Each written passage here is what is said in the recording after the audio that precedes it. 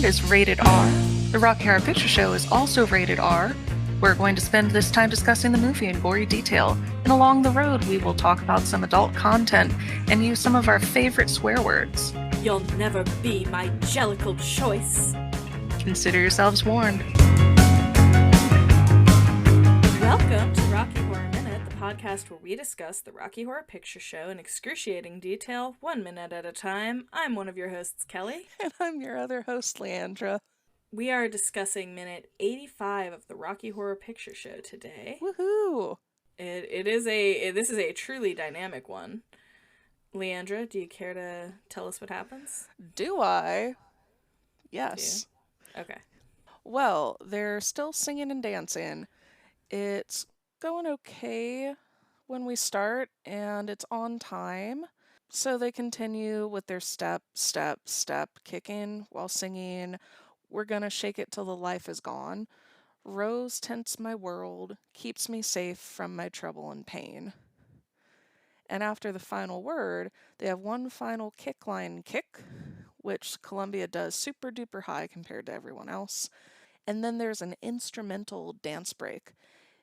Is it going to be really difficult to capitalize on the talents of Barry, Nell, and Tim? No. They run to the right for 4 beats and jump twice, then turn away from the audience and keep running to the left for 4 beats, jumping twice at the end.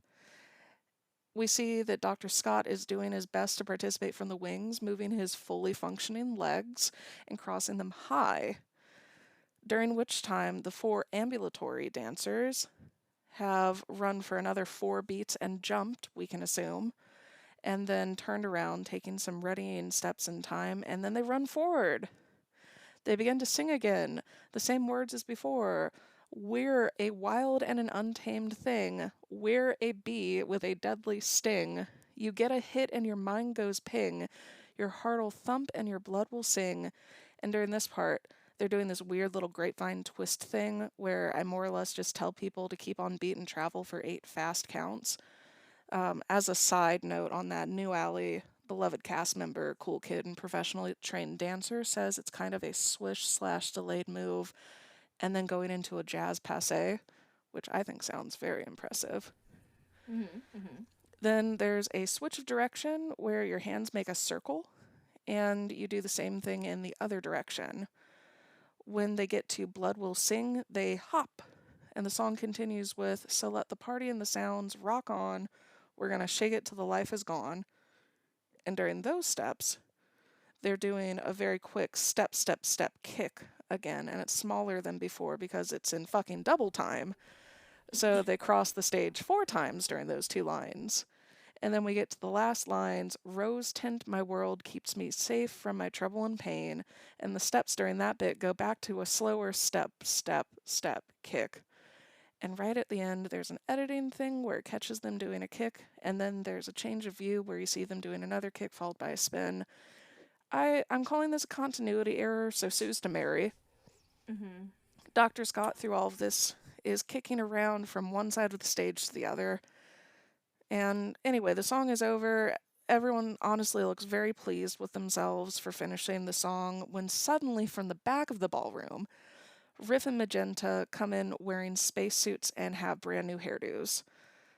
The suits that they're wearing, they're gold lame ponchos essentially, but like ponchos but make it fashion, with quilted squares and rectangles. They're just about at crotch length and a little bit shorter in the front and longer in the back, and open on the sides, belted in the middle with a silver fabric belt with, I guess, a series of metal tubes as the belt buckle. There are 2 gigantic black vinyl fins adorning each shoulder, and each suit has a black lightning bolt pinned to the left breast where a name tag might otherwise be. And they're both wearing silver gloves with black vinyl gauntlets with a gold edge, black underwear, black back-seamed thigh-high stockings, not fishnet, black unadorned garter belt, and what looks like very slutty elf shoes. So black vinyl stiletto booties cut at the top in a triangle edge so that it peels out, with silver on the inside and a silver scrunchy-looking anklet on the left foot. Riff's hair has been slicked back into a low ponytail and then styled in such a way that the tail is solid and pointing forward, looking kind of like a banana. And Magenta's hair has been pulled into a giant bouffant with white tendril money pieces at the temple. It's it's an auburn version of the Bride of Frankenstein wig. Riff has a laser gun. It's three-pronged, shaped like a pitchfork, with a little lightning bolt atop, and he sings. He sings this. Frankenfurter, it's all over. Your mission is a failure. Your lifestyle's too extreme. I'm your new commander. You now are my prisoner. And I get a feeling that he's not done sharing updates with Frank. But that will have to wait for the next minute. uh, Huge minute. Like, I say that a lot, but this time it actually was. Yeah, gone are the lab scene minutes where we go and it's the same thing as last time.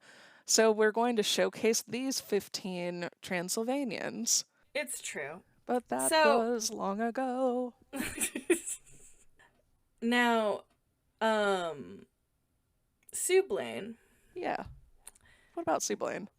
Well, so she's done some of her best costume work in this minute, because between the floor show costumes and the takeover costumes, these are some of the most stunning pieces in the movie. Now the choreography is weird, I'd say. It is.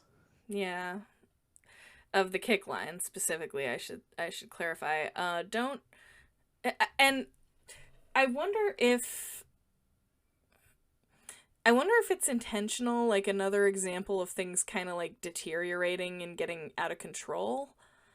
Because it starts off with like a very normal kick line, and they are like really weird by the end. Yeah, I'm pretty sure that what you're referring to with deteriorating is something that we'll talk about a little bit more in an upcoming minute. Um, but just kind of the concept that Frankenfurter in particular, as this scene progresses, really does seem to be going through a a transformative in a bad way sort of journey. So I think that the choreography matching that makes sense.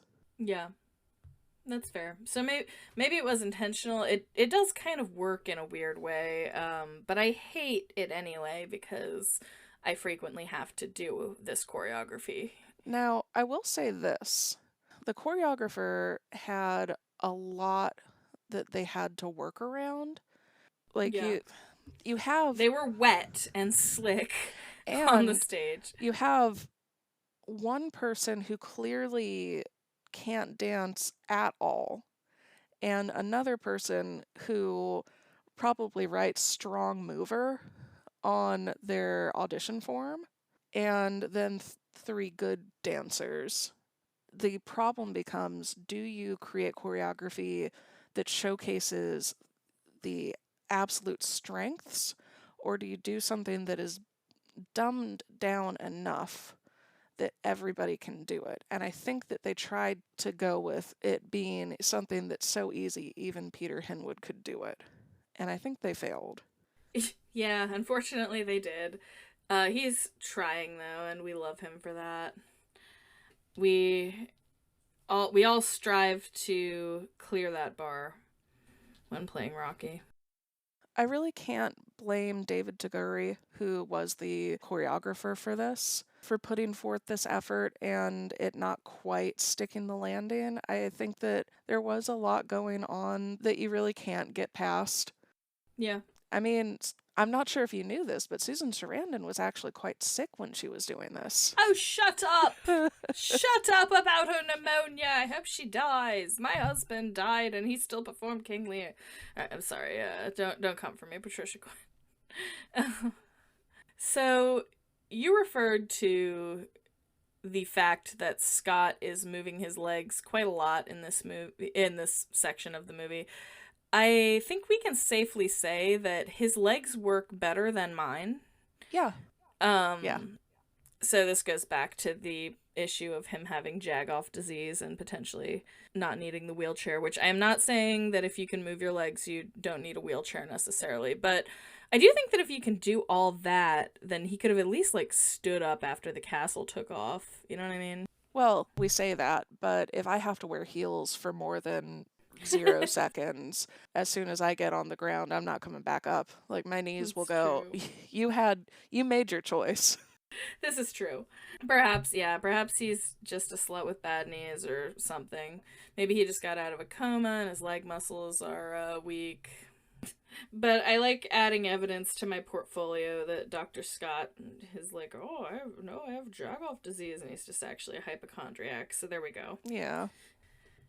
Also about the hairstyles, they talked about this on the commentary. Uh, Riff Riff said, "Oh, that's my Raymond Gow hairdo." I would have pronounced that name Ramon, but it's Ramon. But he pronounced it Raymond, and so did Patricia Quinn. But that's the guy who did the hairstyle for him. I guess everyone loves Um, Raymond. yeah, exactly.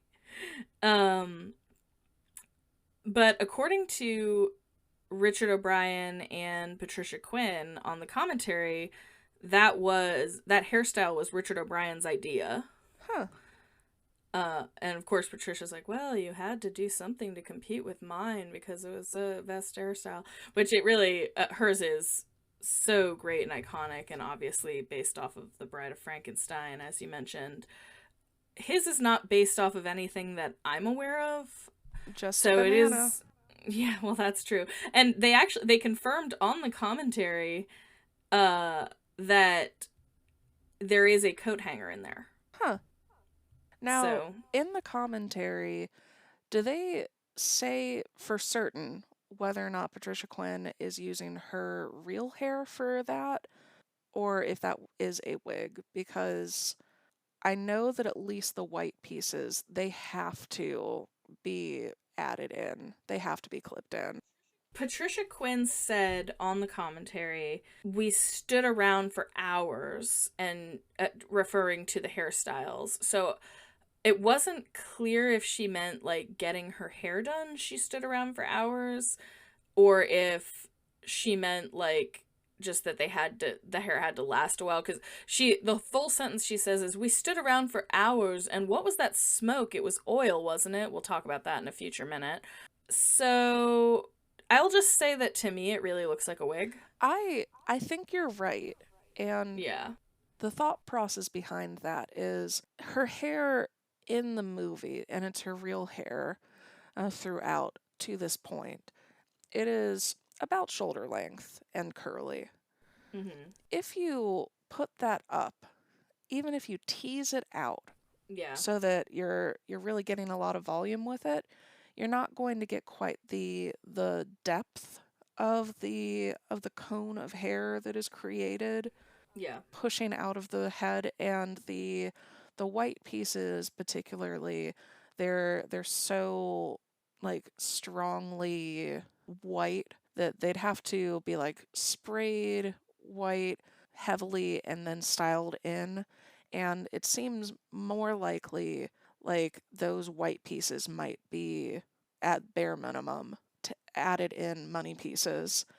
Yeah. And looking at that compared to kind of the original Bride of Frankenstein wig as styled by Elsa Lanchester, it looks like the original is what it would look like if you were using an actor's kind of natural hair as the base, Yeah. and then looking at Patricia Quinn's, it's very big. I think too It big. is. It's too. It would, especially when you consider like these scenes were obviously filmed all out of order. So like it would have been such a it would have been such a feat to get her hair into that position, Yeah. that it doesn't make a whole lot of sense from a filmmaking perspective when wigs exist to me. um and also, this is a very different shade of red than what is achieved elsewhere in the movie with the spray that they were using on her. Yeah. So, because it was, as we've talked about before, it was like a temporary red spray. So that's my thoughts. I think probably a wig. The commentary wasn't clear, but Richard O'Brien's hair was his, obviously, and Yeah. there is a coat hanger in there. People ask a lot how it was staying up, and I kind of always thought it was a lot of gel, but they both said there was a coat hanger, and I could swear, honestly, that you can almost see it from certain angles. Yeah, they definitely Pippi Longstockinged it. So I'm happy that that's a definite, that they said, yes, absolutely, there's a hanger in there. Because as somebody who's tried to get my own hair to do anything similar to that, I couldn't imagine doing that without wire. Yeah, everyone I've ever seen do it successfully or even sort of successfully had some type of scaffolding. Yeah. Whether it was, I've seen an actual banana, I've seen I've seen obviously coat, like wire things or coat hangers or whatever. I've seen all kinds of little things like that. Yeah. It's a great fun thing though. So kudos to Richard O'Brien, I guess, cuz at least according to them it was his idea. I recently found a picture of you and I, like, shortly after pandemic, and we had just come back and we were playing Riff and Magenta. And for my Riff Takeover wig, I was just wearing a very small gold plastic fedora. And Jesus. it was, honestly, it was the moment. Yeah, I'm sure. Every time I put on a silly hat at Rocky, people say, Leandra, that's great. So if it isn't, blame the cast. Okay. Done. It's your fault, Kelly. Nah. Uh, Uh so good to laugh again. Now I want to give a shout out. We've talked about Minna in the past of Columbia's Closet, but I want to say it was probably like a year ago now, wasn't it? Where she did the like the other colors oh yeah, as part of a group. she wasn't magenta, she was fuchsia. Oh yeah. Well, she was with a group that were all in spacesuits of different colors, and yeah, hers was like a fuchsia instead of the gold. It was so sick. She is a true inspiration. Yeah, I everything that she makes is the coolest thing, That's and true. I'm currently on her list for a crim cravat, and Oh hopefully I get yay. that because oh, it's so pretty. That's one of those things that I've seen her work in person and just gone, oh, one day it Yeah. will be mine. I've we've talked about it before, but that is such a her blog is such an amazing resource. I've used it for several small costuming projects. Just love it. Yeah, So, all hail Minna, but that's not about all I have. Ignore that. that's a lie. So my final note is that this final bit of the song is it doesn't feel like it belongs with the rest of the song. It kind of feels like it's its own special little thing and not necessarily a good special little thing. Okay. Like what you mean like the takeover part? Yeah. Well, of course it's different. It's a big tonal shift. Yeah. So we agree. Yeah, I mean, I would I go back and forth on whether it's even technically part of the song, but And I think that's yeah, kind of what I'm getting at. Like we're not rating the song because it technically isn't over yet. So technically. we'll be rating that next minute. I think next minute. Yeah, next minute. Yeah, next minute for sure. They don't have another minute worth of song that they can get out of this. I wrote in my notes that I prefer the show delivery of this bit from the Rocky Horror Show. In general, at least in every recording I've ever heard, because I've not seen it in person, but in general, Riff Raff as a character is much more energetic in the stage show than Richard O'Brien played it. Yeah. And the music as most of the music in the show is more up tempo and just generally like kind of jazzier. And yeah, the riff, instead of doing it the way that Richard O'Brien did it, which is fine, but I really like the way that Rocky Horror Show riff. It's like, I'm your new commander. Like he hits a really high note and it's just fun. It's very So I like beef. that version better. It is very beef. I arguably also didn't do the best impression of it, but regardless, I really really like that version of riff, and whenever I hear takeover happening, that is how it, like, that's what I'm expecting to hear in my head. I I find it interesting that just about any person who is like a baritone or even like a tenor too who plays riff, this is their opportunity in their mind to like really belt this piece of the song, myself included. I just don't know what about this piece of it makes me think that the audience wants me to sing at them and that loudly. I wish I understood. My therapist can't help me. Yeah. In general, the takeover is a beloved iconic moment. People who, when I bring virgins to the show, that is often what they say is their favorite part. Um, I think they really respond to the costumes and everything, and it's so unexpected for somebody who hasn't seen the movie that it really plays well for them. So can't fault takeover, but I definitely think that it's the coolest part if you're still awake. yes. Which, now that our shows are at 10:30 at the Bethesda Rose It's Cinema so true. by Landmark, I'm so happy that the you brought second that Friday and up. Saturday of every month. Yes, for listeners who didn't know, for a brief amount of time, the DC Rocky Horror Shadowcast, the song Transducers, did not have shows, and it was because our beloved theater was sent to its home planet and It was sent to a farm upstate where it gets to run around with a lot of other theaters. with a lot of other second runs and mom and pops.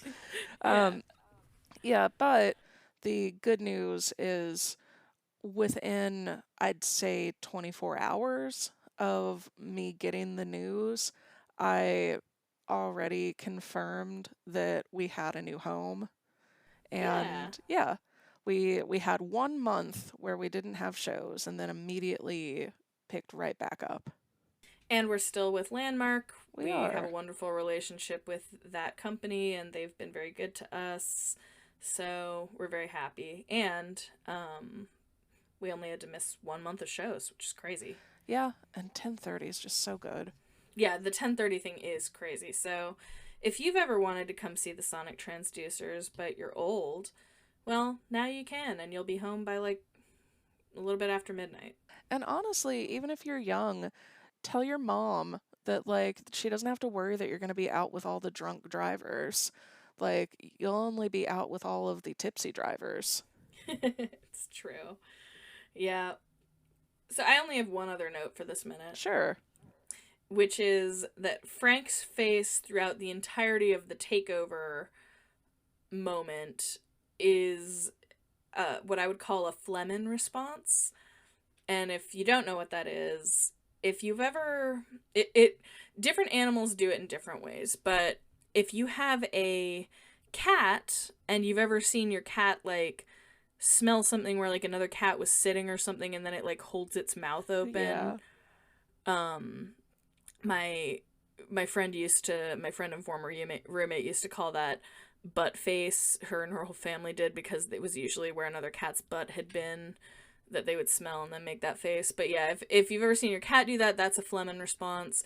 If you've ever been around horses and you've seen them do that thing where they like hold their lip up, kind of like Frank is doing, that's a Flemen response. Dogs usually, what they do is they usually kind of like, if they smell or taste something that they like want it, a Flemen response in general is something an animal does when it smells something that is intriguing to it and it wants to get more information from that smell. Yeah. So they're doing something to like better process the scent.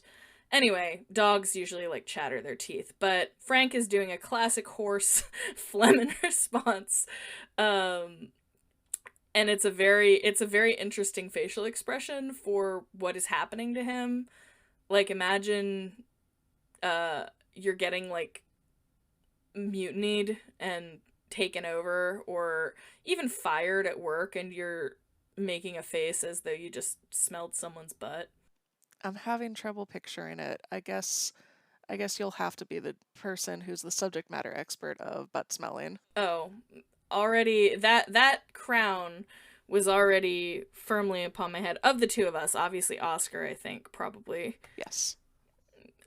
has the general just like world title for most butts smelled. He really is a sniffy little person. Yeah, when people compare him to a golden retriever, he assumes that they're talking about like his energy level and everything and his upbeat personality, but no. But that's all I have. Cool. What callbacks do you got? Not a lot. The first one that I can think of, at least, is when that deterioration starts to happen in the choreography and they all just start like running and jumping. uh, right when it happens, often people will say, "Oh shit, the choreographer died," or something along those lines. Um, and then during Riff's takeover, I think I'm missing parts of this, but the part I know is Frankenfurter, it's all over. Your mission is a failure, and then you would sing along with Riff. Your hairstyle's too extreme. I just fucked my sister, and he's gesturing with his finger, and then you say, "You can smell my finger," but that's it. Which is a nice callback to a much earlier callback where they said when he first enters the castle after Brad and Janet, and you say, it's show us how you finger fuck your sister, and then he does that kind of motion with the same finger. So there you go. Nice. Yeah. Um, so I don't have much to contribute. So for callbacks, you can continue doing the steps of the dance. Uh, there's this bit when they jump twice, and if you if you're of a certain era, you might feel the urge to say crisscross make you want to jump jump, because that's reference to the song Jump by Criss Cross. Both those are with K's, like Kelly. Yeah. Yes. Um, so this is where the choreographer died and Richard Simmons took over. Uh, And I like adding that bit because it really does have that energy of just keep moving, you're gonna do great. And then if you wanted to not go with you can smell my finger, you can say you can pull my finger. And that gives you a real opportunity to make a fart noise, which I think would make just about anyone laugh if they understood comedy. true. Like farts are funny. It would require a lot of breath control. To say you can pull my finger? Well, and then immediately, like that quickly follow up with a fart noise. Yeah. Well, Like no, a that would loud have to be a one. call and response, I would say. It would have to Oh, be me well, saying, you can pull my finger, and then you go, but yeah. I mean, yes, that would make more sense if you were doing it as a call and response. yeah, I think that's the right way. Yeah. But you need a friend, so. Yeah, if you don't have a friend, you can. Smell my finger. It's true. It smells like butt. This is such a choice that was made. Yep. Alright. Now No, you don't have to go home, but you can't stay here, so get the fuck out. To the late night double feature picture show. 8 Crazy Nights minute. No. I Maybe. guess it really should be 8 crazy episodes. 8 crazy but- minutes. Yeah. just we just choose eight of the craziest minutes from that movie. No, They'd all be from it's the 8 crazy banquet. nights, but 8 minutes at a time. Damn it. Why is that a good idea for the worst movie ever? 8 crazy Sorry. minutes. If you want this, just tell us. In a 5-star review on A Apple five-star Podcasts. review on Apple Podcasts.